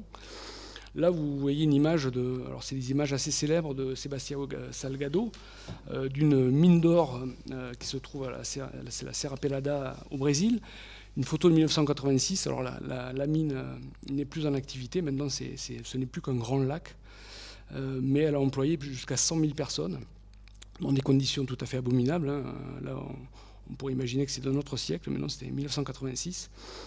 Et donc, on voit bien qu'il y a un contraste assez fort entre cet univers dont on extrait l'or et puis l'or lui-même qui projette ses éclats dès qu'il est révélé au grand jour. Donc les mines, c'est des endroits assez particuliers. J'aime bien le travail de cet artiste, là, Dylan Marsh, qui met en évidence, donc c'est une recomposition, c'est de l'infographie où, à partir d'une photo d'une mine, il évalue la taille de la sphère que représente tout le minerai qui a été retiré de cette mine. Donc là, c'est une mine en Afrique du Sud, mine de cuivre, où on voit la quantité de cuivre qui a été retirée. Alors on pourrait dire, bon, le trou est assez grand, mais la boule est assez grosse. Mais si on met ça en perspective, on voit que le trou il fait 600 mètres de profondeur, même un peu plus, et que le cratère qu'on voit, ce n'est qu'un des nombreux cratères qui composent l'ensemble de la mine. Donc là, le ratio devient un peu moins intéressant. D'autres exemples avec Super Pit, une mine d'or en Australie, aux abords de la ville de Kalgoorlie. Donc ce que vous voyez en haut à gauche, c'est la ville. Une ville de 40 000 habitants, dont 10 000 habitants travaillent pour la mine. Donc le cratère, là, il fait 3,8 km de long, 2 km de large, 600 mètres de profondeur. Donc c'est évidemment quelque chose d'assez faramineux. Il faut savoir que la chose qui exporte le plus l'Australie, c'est le minerai de fer. Voilà, donc c'est un pays qui est complètement dédié à l'exploitation minière. Voilà, on voit ici une autre image. Alors, donc, essentiellement tellurique, je disais, mais aussi il y a du métal qui vient de l'espace, et notamment dans les météorites, qu'on appelle des sidérites. Et donc, il y a des exemples assez incroyables, et notamment la dague de Toutankhamon. On va voir qu'il y a plein de points communs, en fait, avec Aurélien. Il va y avoir des Égyptiens et des insectes, il va y avoir du grec aussi. Vous allez voir qu'il y a plein de résonances avec la présentation d'Aurélien. Et donc là, le poignard de Toutankhamon, donc moins de 3300 ans avant notre ère, et qui est réalisé, donc on a identifié la lame comme étant du fer météoritique, les deux termes existent. Et ils en avaient conscience, parce que le terme fer du ciel existait à l'époque, et donc on l'a identifié parce qu'il y a dedans du nickel et du cobalt, et c'est à une époque où on ne maîtrisait pas suffisamment bien le feu pour pouvoir atteindre les températures de fusion. Donc voilà, un côté un petit peu comme ça, sacré et assez symbolique de ce métal. Donc dague qui faisait partie des 5000 objets retrouvés dans la tombe de Toutankhamon quand même. Donc vaste trésor. Voilà les Grecs qui arrivent, tambour battant, avec Héphaïstos, Merci de me représenter. Alors, il avait une difformité quand même que je n'ai pas. Il avait un pied beau, puisqu'il avait été jeté une fois par sa mère, une fois par son père. Donc il était un peu boiteux. Mais par contre, il avait un talent assez incroyable. Il maîtrisait évidemment le feu. Donc c'est le dieu du feu, de la forge, de la métallurgie. On l'appelait le divin artisan. Et effectivement, donc il maîtrisait le métal à merveille. Il a réalisé, c'est ce qu'on voit sur ce dessin, les armes d'Achille. Et donc c'était vraiment le dieu qui maîtrisait toute la forge. Et donc actuellement le saint qui représente les métiers de la métallurgie, c'est Saint-Éloi, qui est aussi les pompiers, parce qu'il y a un rapport avec le feu. Mais Héphaïstos, c'était vraiment celui qui maîtrisait cette matière, et en même temps il passait pour être magicien. C'est lui qui a créé la première femme humaine, Pandore, avec de l'argile et de l'eau, pas du métal. Et puis il s'était aussi fabriqué 2 assistantes qui étaient l'équivalent d'automates. Donc il y a toujours ce côté magicien, et c'est quelque chose qui est assez souvent associé aux serruriers métalliers, aux ferronniers. C'est cette capacité à maîtriser le feu, le métal, qui transforme son aspect. Il peut devenir liquide, il est rougeoyant. Enfin, c'est quelque chose une matière assez fascinante. Donc il y a toujours ce côté presque magique de la personne, de l'artisan qui maîtrise le métal. Donc maîtriser le métal, c'était quelque chose d'essentiel et qui a été essentiel pour l'évolution de l'histoire de l'humanité. Et on appelle, tant et si bien qu'on appelle les 7 piliers de la civilisation, les 7 premiers métaux qui ont été connus d'ailleurs jusqu'à la Renaissance. Il a fallu attendre pas mal de temps pour en connaître d'autres. Et puis dans l'ordre d'arrivée, donc l'or, le cuivre, l'argent, le plomb, l'étain, le fer et le mercure, avec à chaque fois une association avec des planètes. Donc pour certaines assez évidentes, l'or avec l'éclat doré pour le soleil, le cuivre Vénus, l'argent la lune, etc. etc. Et donc tout ceci, toute la maîtrise de ces métaux a permis à la fois de réaliser des outils qui ont permis, donc c'est l'époque du néolithique, les gens se sédentarisent, commencent à développer l'agriculture, donc produisent des richesses qu'il faut défendre ou qu'il faut conquérir. Donc la maîtrise des métaux permet aussi de produire des armes de plus en plus performantes pour protéger les richesses ou en acquérir d'autres, de battre monnaie, donc là aussi c'est l'apparition de la notion de richesse, et puis aussi permet aussi d'avoir des signes distinctifs, alors à la fois pour des métiers, mais aussi c'est l'époque de la chefferie, et donc on se distingue aussi par le port de certains symboles comme ça, et le métal fait partie de ces symboles. Donc on voit que dans l'histoire de l'humanité, évidemment, les métaux ont rythmé un petit peu les différentes périodes. On parle assez peu de la période de l'âge de cuivre, qui est à la fin du néolithique, mais qui fait partie aussi de ces périodes très, très fortes, qui viennent rythmer un petit peu l'évolution. Alors il y a une évolution qui est souvent liée à l'évolution de la maîtrise du feu, puisque évidemment les premiers métaux on peut les travailler à froid, comme le cuivre, ou l'étain, ou l'or. Les autres, il faut les chauffer et le fer pour le réduire, enlever tout l'oxygène qui rend plus difficile la matière à être travaillée, nécessite donc une réduction et donc des températures assez fortes. L'acier, c'est à peu près 1530 degrés, entre 1500 et 1006. Donc c'est des choses qu'on ne peut pas atteindre avec les bas fourneaux, il faut attendre la période des hauts fourneaux. La maîtrise, c'est aussi, alors je rejoins un peu des choses que tu as évoquées tout à l'heure, Marc, mais c'est l'expérimentation des limites. Et c'est vrai que maîtriser le métal, on est vite confronté à des limites. On parlait du bois avec Aurélien, 1 mètre cube de bois, suivant l'essence, on va dire, c'est entre 400 et 500 kilos. Voilà. Pour les plus denses, peut-être, on se rapproche des 800 kilos. Le métal, c'est 19,3 tonnes le mètre cube. Voilà. Donc on n'est plus du tout, l'acier, on n'est plus du tout dans les mêmes registres. Donc c'est beaucoup plus dur, beaucoup plus difficile à travailler, et le geste donc doit s'acquérir de manière très longue. Il y a tout un il y a beaucoup de dangers aussi. Donc on est vite confronté à la fois aux limites de la matière, aux limites du corps. Voilà, on ne peut pas réaliser des pièces très volumineuses en étant seul. Et puis aux limites du monde, là aussi, on a vu avec les ressources. Et donc c'est là une manière d'être au monde, enfin, c'est là où ça rejoint aussi le propos d'Aurélien, expérimenter le métal, mais toutes les matières, c'est une manière effectivement de se confronter à lui et de l'aborder différemment.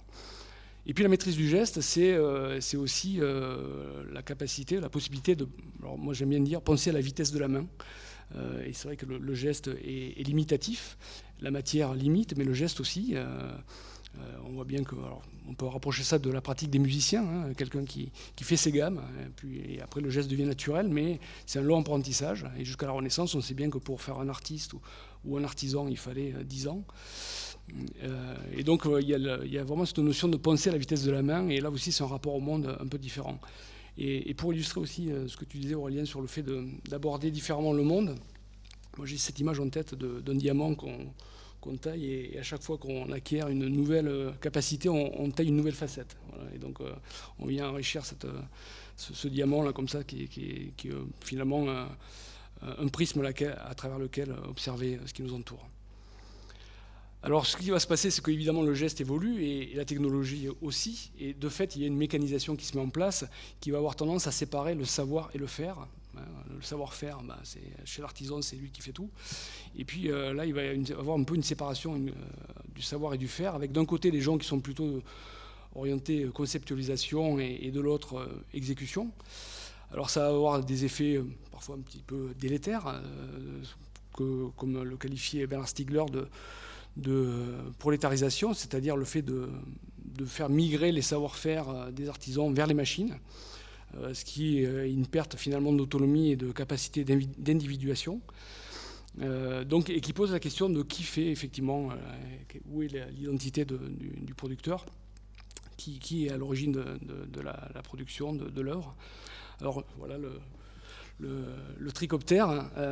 Alors en fait, moi c'est une image que j'utilise souvent en design dans mes cours. Alors d'habitude je l'utilise pas pour cette raison, je le montre parce que j'aime bien cette image, dans le sens où elle montre que donc cette larve qui en fait est très fragile, vit aux abords des rivières, se compose d'une carapace avec ce qu'elle trouve autour d'elle. Et je trouve que c'est une belle image pour le design, c'est-à-dire que en suivant ce qu'on met autour de soi, on est un peu le reflet de ce qui nous entoure, et c'est à nous de nous enrichir de notre environnement. Alors ça parle aussi de la parure et de ce qu'on donne à voir. On peut aussi tromper les autres avec cette parure, mais il y a quand même une constitution, on est constitué par ce qui nous entoure. Et alors, j'avais vu une intervention d'Aurélien où tu parlais de ce projet de Hubert Duprat. Il se trouve que voilà, on a des amis communs, plus que des amis, de la famille presque en commun. Enfin, voilà, on vient de la même région. Moi, je suis originaire du sud-ouest, non loin d'Agen, et lui aussi. Et tu posais la question, mais qui est... Alors lui se définit comme artiste artisan. Il disait, mais qui est l'artisan? Et en fait, il faut savoir que... Alors, j'aime bien l'occasion m'est donnée de rendre hommage à une personne qui n'est jamais citée, c'est Maurice Sevestre, qui est le bijoutier qui a aidé Hubert Duprat à faire le projet initial. Il a même fait les premières photos des larves. Et donc c'est lui qui a fourni les pierres, les turquoises, les paillettes. Et donc il y avait quand même un artisan, mais comme souvent les artisans ne sont jamais cités.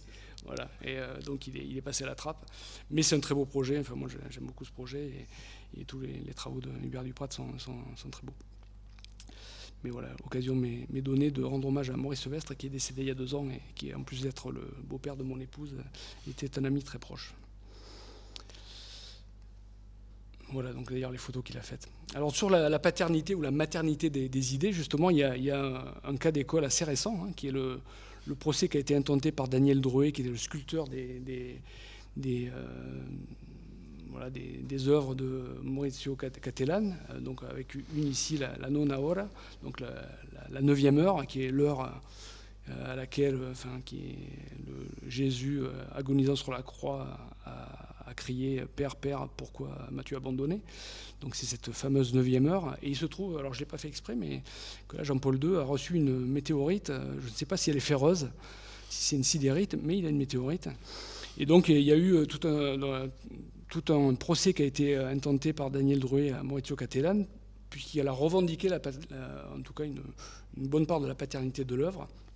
Il a été débouté, hein, il réclamait 4 millions d'euros, il a dû payer finalement 10 000 euros. Donc on peut dire qu'il a perdu.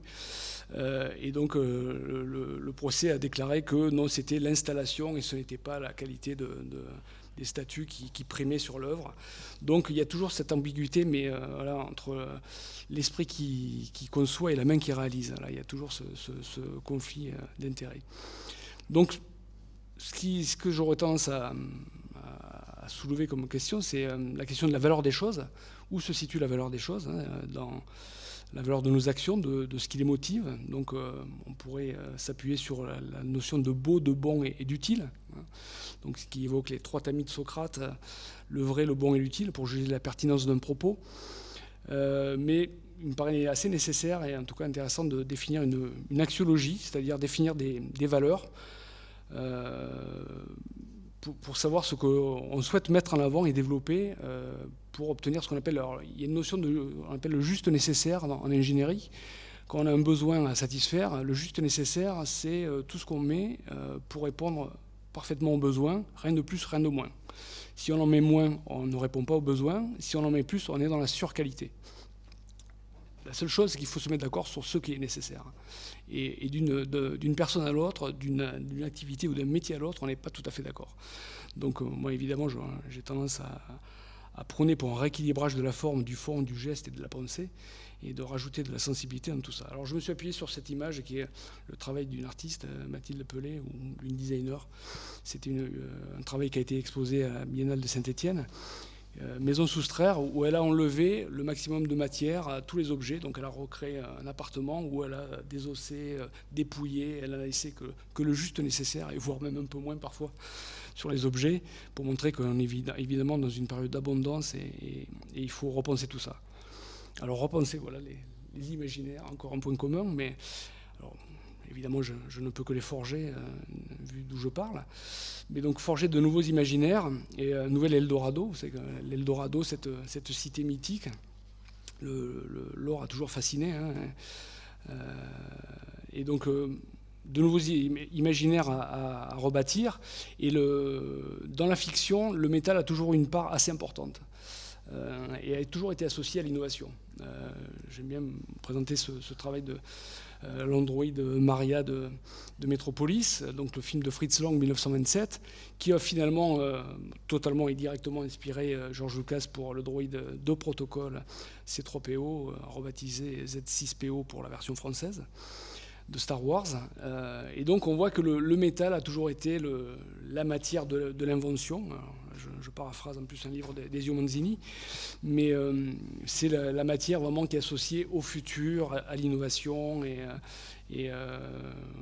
oui, vraiment finalement l'imaginaire et à la fiction. Et tant et si bien qu'il y a même des faux métaux qui ont été inventés pour des super-héros. L'adamantium dans les X-Men qui compose les griffes de Wolverine et qui recouvre tout son squelette, ou le vibranium qui compose la combinaison de T'Challa, le roi du Wakanda dans la série, enfin, dans le film Black Panther.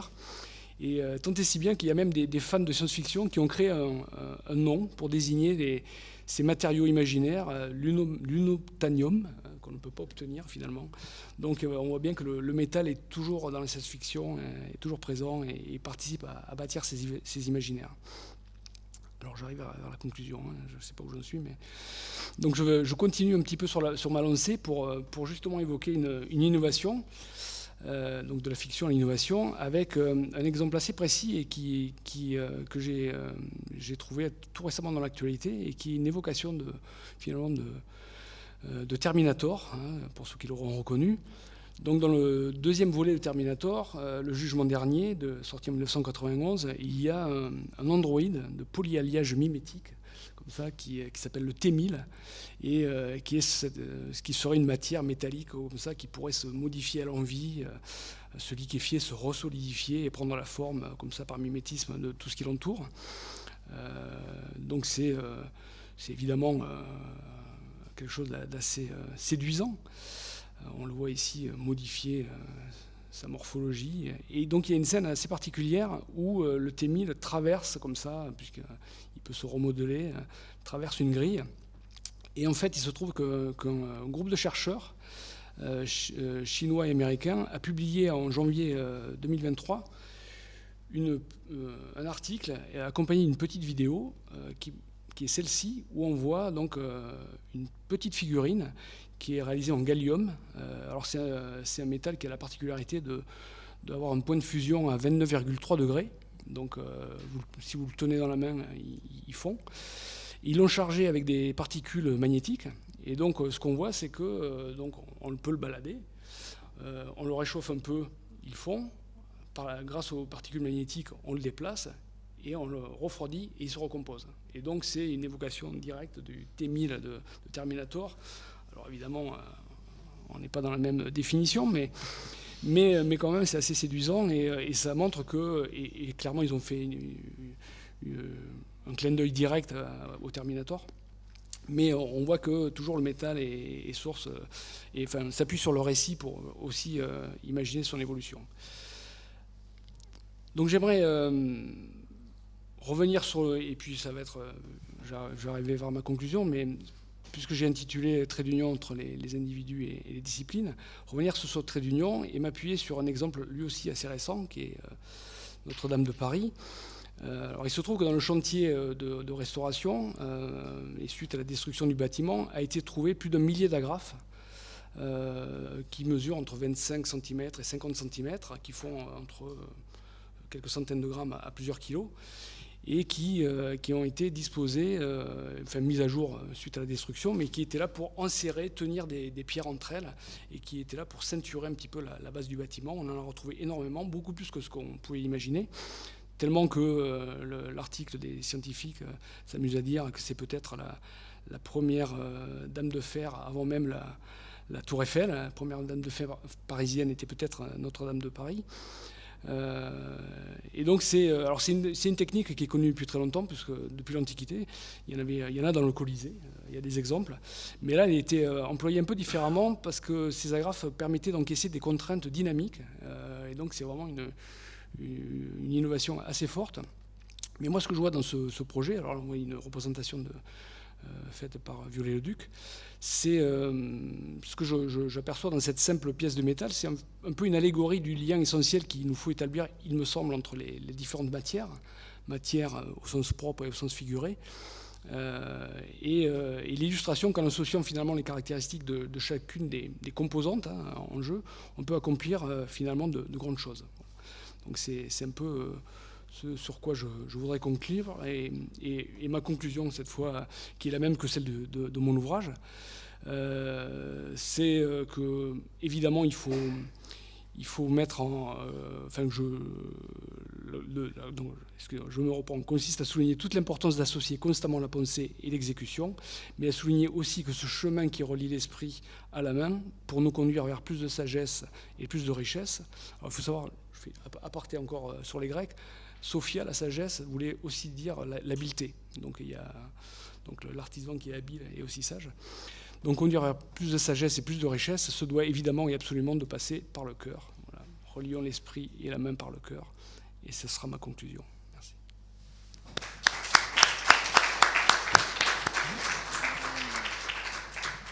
Merci beaucoup Fabrice.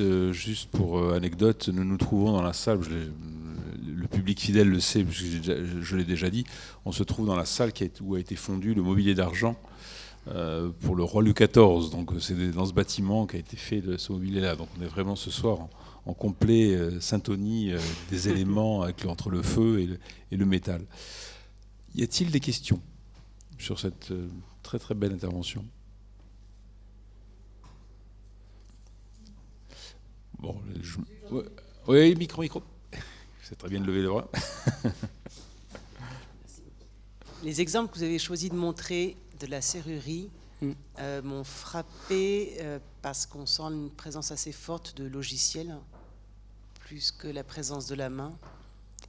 C'est représentatif de leur commande au XXIe siècle, c'est représentatif de vos goûts. Alors je peux illustrer ça avec une anecdote, en fait, c'est bien que vous posiez cette question. C'était en résonance avec la question de tout à l'heure sur où commence et où s'arrête le métier d'art.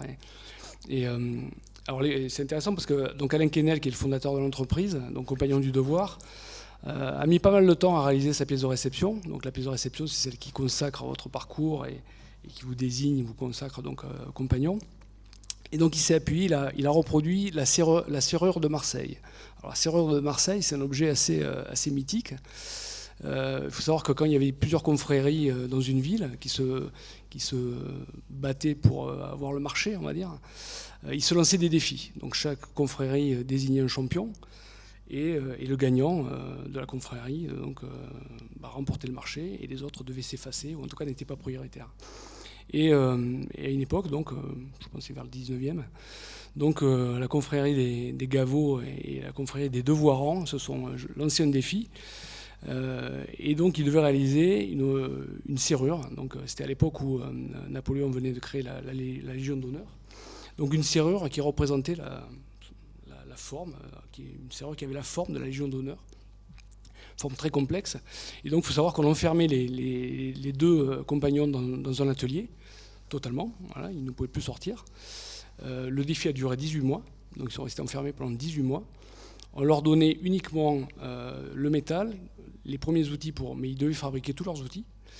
Et donc, au bout de 18 mois, donc le gars, alors, je ne vais pas me tromper, je pense que c'est les Gavots qui ont gagné. En tout cas, c'est Ange Bonin, dit Ange le Dauphiné, qui a remporté le défi, qui a réalisé la serrure, qui était visiblement une pièce d'exception. On dit que quand on enfilait la clé, ça faisait un sifflet, et quand on la retirait, ça faisait une détonation tellement c'était ajusté. Donc une pièce d'exception, alors que son rival, Claude Ramel, dit le Lyonnais, avait à peine fini ses outils. Voilà. Donc voilà, Ange Dauphiné a remporté le concours, ils ont eu la ville. Et en hommage à cette histoire, Alain Quesnel a voulu reproduire cette serrure qui a disparu en fait. Qui a disparu pendant la guerre, elle a été mise en caisse pour être protégée. Et finalement, elle a été tellement bien protégée que quelqu'un se l'est accaparée. Et en fait, il a réalisé une reproduction, mais il a fait une reproduction, parce que Alain Quesnel, c'est quelqu'un d'un petit peu qui aime bien provoquer. Il a utilisé que des techniques pour lesquelles la main n'intervient pas, et notamment le frittage de poudre, donc, qui était à l'époque tout à fait... quasiment en recherche, pas du tout développé, enfin très peu. Et donc il a réalisé ça avec de la découpe laser, c'était dans les années 90, découpe laser sur métaux, frittage de poudre. Et donc alors, il allait à l'encontre de ce que fait généralement un compagnon qui passe des heures et des heures sur la pièce. Alors il y a eu beaucoup d'heures de travail, mais il allait chercher des technologies qui étaient tout à fait innovantes pour les intégrer sans aucun scrupule à son savoir-faire de compagnon qu'il n'avait de toute manière pas à démontrer, qu'il maîtrisait parfaitement. Et c'est vraiment la philosophie de l'entreprise. C'est-à-dire tout ce qu'une machine peut faire bien et sur lequel on perdrait finalement du temps, mais mettons l'intelligence au bon endroit. Voilà. Donc il y a beaucoup de choses et quand on atteint des niveaux de complexité des pièces qu'on a pu voir, évidemment l'outil industriel et la 3D, ça serait quand même stupide de ne pas l'utiliser. Ça permet de travailler dans l'espace. Ils ont des découpes jet d'eau, des coupes laser qui permettent de faire des calpinages. Quand on voit le plafond du musée de Monaco, c'est ajusté, mais c'est au dixième de centime de millimètre, quoi. Donc évidemment, il y a toujours ce savoir-faire. Il y a des compagnons, ils sont entreprises d'accueil, ils accueillent encore des compagnons, donc ce savoir-faire perdure, est transmis, mais ils n'ont aucun problème à intégrer des nouvelles technologies, et ça participe de cette évolution. Mais tout ce qui est mis au service de l'exigence et de toutes ces valeurs du compagnonnage, même si c'est des nouvelles technologies et des machines, ça ne pose aucun problème. Donc il y a une symbiose qui est faite entre le geste et puis l'efficacité et la précision de la machine, quoi. C'est un peu ce qu'on disait tout à l'heure sur la question de l'innovation. Moi, j'aime bien comparer et dire aujourd'hui, la question de l'innovation et métier d'art, c'est comme si au 19e siècle, on avait refusé l'électricité pour les tourneurs. c'est un bon tourneur ne fera pas, ou l'électricité ne fera pas un bon tourneur, comme aujourd'hui une découpe numérique ne fera pas un bon artisan, c'est pas vrai, mais c'est un outil qui permet un découplement ou un triplement de l'activité. Nous, au Binational, métier d'art, un peu plus métier d'art que chez nous, on travaille sur des 5 axes, on travaille sur du numérique, et on fait des objets qui dépassent la main, mais réalisés par des artisans d'art qui ont fait boule, qui ont fait... Voilà, donc je crois que c'est un peu ce qu'on disait tout à l'heure sur la question de l'innovation. C'est pas être innovant pour innovant, c'est pas se poser la question j'ai un nouveau marteau, super, j'ai un nouveau marteau, c'est j'ai un nouveau marteau, où je vais et comment je vais, et si possible je vais plus loin, parce que ça va être utile. Ça va être, je vais utiliser, utile sur sa forme, utile sur sa fonction. Je crois que c'est un petit peu cette question-là qui permet de se poser par rapport notamment au métal. Après, c'est des débats récurrents. Hein. Enfin, c'est vrai qu'il l'a évoqué tout à l'heure, Aurélien, mais maintenant, l'intelligence artificielle questionne beaucoup les créateurs. Moi, j'ai vu surgir il y a quelques mois ChatGPT, comme tout le monde. Il se trouve que je donne un cours en première année d'école de design qui s'appelle Cultiver, écrire et lire le design, qui part du principe un peu comme ce que tu évoquais, c'est que quand on arrive en école de design, qu'on ne sait pas utiliser une machine, qu'on n'a pas les outils de représentation, le premier outil dont on dispose, c'est le langage. Donc comment on arrive à exprimer ses idées, à développer un concept en maîtrisant la langue. Et on sait qu'aujourd'hui, il y a un petit souci sur la maîtrise de la langue. ChatGPT arrive là-dessus, grosse concurrence. Il serait stupide que j'interdise aux étudiants de l'utiliser, à moins d'être inventif et de faire en sorte de contrecarrer ça ou de faire évoluer mon cours pour qu'il l'utilise à bon escient. C'est un peu comme quand la photo est apparue, tout le monde a dit mais c'est la fin de la peinture. Eugène Delacroix, il a utilisé ça. Voilà. Donc enfin, il y a les gens qui ont peur et il y a les gens qui rebondissent et qui s'adaptent aux contraintes. La contrainte est source de créativité et donc à nous d'absorber tout ça et de l'amener plus loin, quoi. Donc, mais c'est vrai qu'en ce moment, avec l'intelligence artificielle, ça pose beaucoup de questions, effectivement. Oui. Oui, ça fonctionne. Merci. Merci beaucoup déjà, c'est très, très intéressant. J'ai lu le métal, trait d'union entre les pratiques et les individus. Qu'en est-il du trait d'union entre les métaux eux-mêmes ?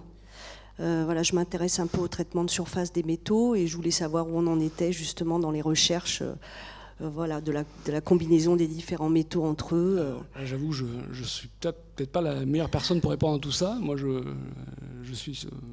traite des métaux en tant que matière. Après, sur les avancées sur la métallurgie, peut-être Rémi aurait des questions, des propositions à faire. Moi, ce que je vois, c'est qu'il y a beaucoup d'évolutions qui sont... Enfin, il y a des nouveaux matériaux qui sont apparus avec notamment ce qu'on appelle les terres rares.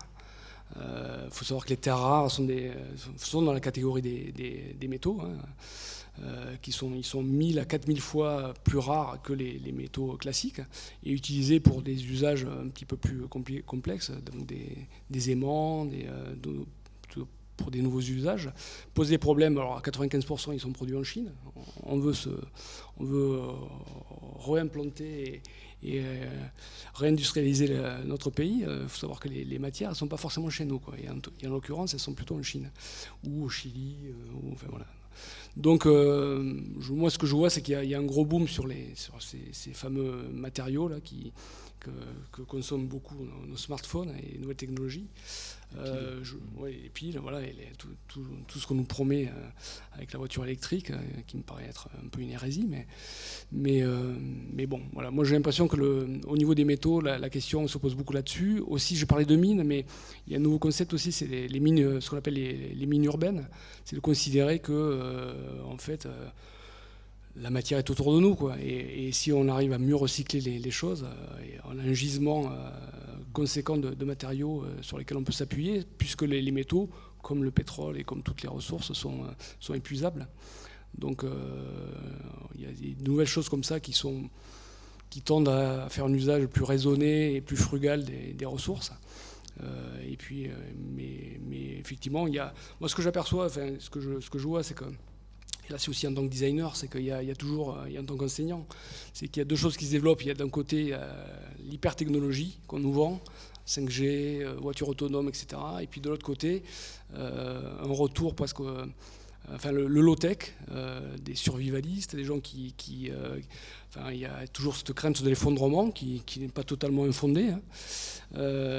Et c'est pas pour rien qu'il y a des émissions comme les forgerons, le meilleur forgeron, que j'aurais pu mettre. Hein. J'avoue que je regarde de temps en temps. Mais bon, quand on les voit découpés avec des grandes épées, des carcasses de cochons, enfin c'est un peu spécial et c'est un peu affligeant quand même. Mais il y a ces deux, moi ce que j'aperçois, c'est qu'il y a ces deux extrêmes qui se développent. Voilà, d'un côté l'hyper-technologique et de l'autre un retour à l'essentiel. Et on s'est tous dit ça à un moment donné, mais s'il y a un grand blackout, si une guerre, une troisième guerre mondiale, il y a du bois là, il n'y a pas du bois par là. Du métal. Mais si on doit tout réinventer, qu'est-ce qu'on va être capable de faire, quoi? Bah voilà, je pense que tu es passé par l'école Boulle, tu vas pouvoir faire des choses. Et je connais pas mal de designers. Enfin, il y a un designer que j'apprécie beaucoup, Geoffrey Dorn, qui est beaucoup très engagé là-dessus, qui s'est mis à faire des couteaux. Enfin, voilà, j'ai pas mal de copains qui retrouvent et puis le plaisir de faire. Hein. Enfin, c'est pas pour rien que le bouquin s'appelle Une histoire du fer.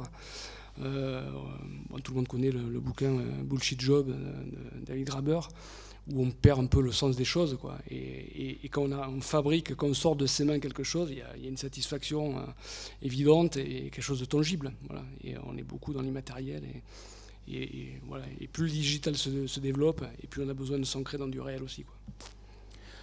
Moi, j'avais une petite question très pragmatique, très terre-à-terre, sur l'architecture en métal. En fait, toute cette architecture en métal est thermoconductrice, si je ne dis pas de bêtises, c'est-à-dire qu'en extérieur, la chaleur fait dilater ces métaux. J'imagine que c'est notamment quand il y a des jonctions en extérieur, le taux de dilatation du métal,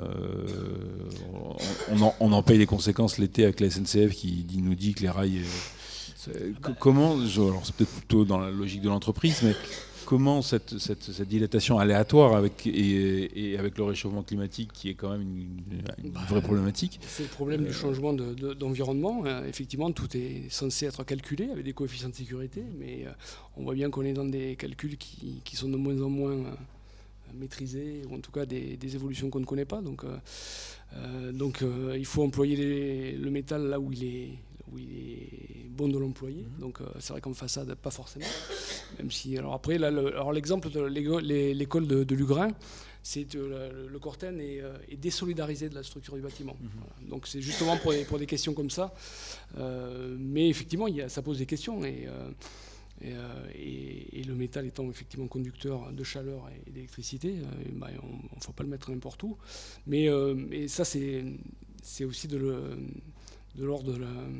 Enfin, c'est la pertinence du concepteur. Moi, je me souviens avoir travaillé avec une entreprise quand j'étais à l'école d'ingénieur qui développait un système de lecture sans contact. Et dedans, il y avait un transformateur assez puissant qui dégageait beaucoup de chaleur et qui était collé à une plaque métallique sur laquelle on devait poser les affaires et qui devenait évidemment brûlante. Et tant que le proto n'a pas été fait, ils ne s'en sont pas rendus compte. Et donc évidemment, il a fallu déplacer toute ce qu'on appelle l'architecture système et déplacer les composants. Mais il y a à la fois de l'anticipation que permet justement la simulation, mais après il y a des choses qui nous échappent, qui est cet dérèglement climatique, l'emballement, et puis oui, le fait que les choses nous échappent un petit peu, quoi. Donc, vediamo. Vedremo. Une dernière question. Bon, merci beaucoup, merci à Aurélien, merci Fabrice pour cette très belle intervention, et on se retrouve la semaine prochaine. Merci.